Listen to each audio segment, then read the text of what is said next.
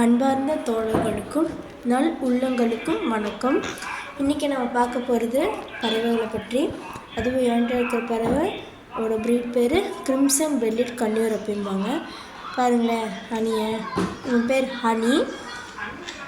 ஆக்சுவலாக இவங்களோட ப்ரீட் வந்து ஆஸ்திரேலியாலேயும் அப்புறமா ஆஃப்ரிக்காலேயும் மட்டும்தான் கிடைக்குது.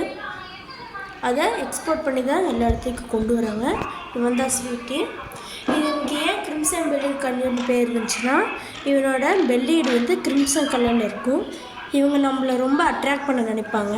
அட்ராக்ட் பண்ணுறது என்னென்னா, நம்ம முடியை கடிக்கிறது, நம்மளை நிபிள் பண்ணுறது, வலிக்காத மாதிரி நிபிள் பண்ணுறது, இந்த மாதிரிலாம் அவங்களோட ஆக்டிவிட்டீஸ் இருக்கும். இவங்களை நம்ம ட்ரெயின் பண்ணனா பேச வைக்க முடியும், விளையாட வைக்க முடியும். பேஸ்கெட் பாலு, ஃபெட்சு, ஃப்ளை அவுட்டு, அது நிறையா நம்ம சொல்லித்தரலாம். இப்போ நான் வீடியோவில் காமிக்கிறது வந்து ஃப்ரீ ஃப்ளைட் ரிங், அப்படி இல்லைன்னா லெக் ஹார்னஸ் அப்படின்னு சொல்லுவாங்க, காலில் கட்டக்கூடியது. இது வந்து 10 அடி தூரத்திற்கு பறக்க முடியும். முதல்ல காமிச்ச ஹூக்கு வந்து பறவையோட காலோட ரிங்கு மாட்டியிருப்போம், அதில் இது பண்ணுறது. நீங்கள் நினைப்பீங்க, இப்போ வந்து காலில் மாட்டிட்டு வெளியே கூட்டிகிட்டு போனால் அவங்களுக்கு வந்து இடைஞ்சலாவோ இல்லை கஷ்டமாகவும் இருக்காதுன்னு கேட்பீங்க. கண்டிப்பாக இருக்காது. இப்போ இங்கே ஹூக் காமிக்கிறேன்ல, அது வந்து நம்ம கையில் மாட்டிக்கணும், அப்படி இல்லைனா கையில் பிடிச்சிக்கலாம், என்ன வேணால் பண்ணிக்கலாம்.